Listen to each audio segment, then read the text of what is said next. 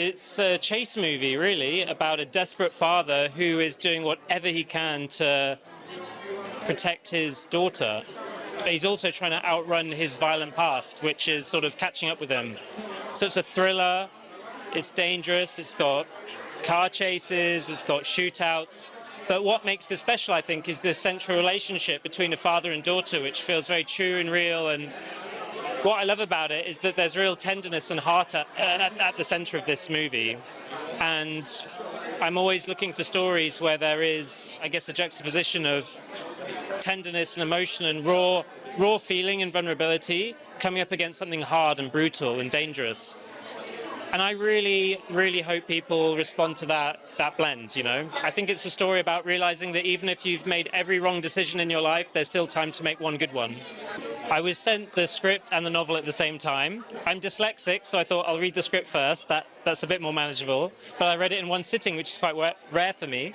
Oh, you did well. Yeah, as a dyslexic person, I think anyone else that's dyslexic will know that if you sit with it, then... So I kind of read that in one sitting, and I fell in love with it. And then I read the novel, and I thought that was beautiful. Jordan Harper is such an amazing writer. And then I called my agent and I was like, there must be some sort of mistake. This is really good. Why have you sent it to me? Why is this not with, one of my heroes? And I just felt so grateful that I was given the opportunity to direct this movie and work on it with Taron and Anna and Rob and John and Odessa and such an amazing group of actors. And here we are now. No, I think if you're going to adapt something from a novel, you have to be prepared to make changes. They are different mediums, and I would say the main difference with this is we've condensed the time to create more of a thriller engine. It's about Nate in the film. He's having to put the track in front of the train as it's moving. It's just like it takes place over 3 days. The novel takes place over a much longer period of time. And the other biggest change I made was the ending, which is, I think all I'll say is that the movie starts with Anna with other children and as a child, and it ends with her with other children and as a child. But we see how she's changed because of what's happened through the course of the story. Taron's amazing.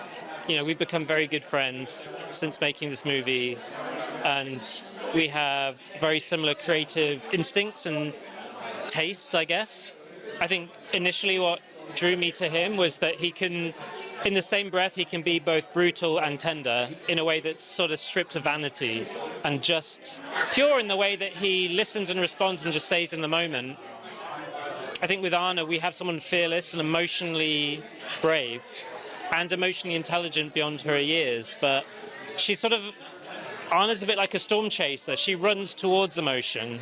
She wants to get right in there, and anytime you try and hold her back, she gets frustrated. She wants to keep going. She wants to go further and further. And, there have been some amazing performances from young actors over the years. Looking at the TV show Adolescence recently is another good example. I think Anna holds her own and then some. I'm so excited for people to see what she does in this film. So I'm so proud of her. I can't wait to see what she does next.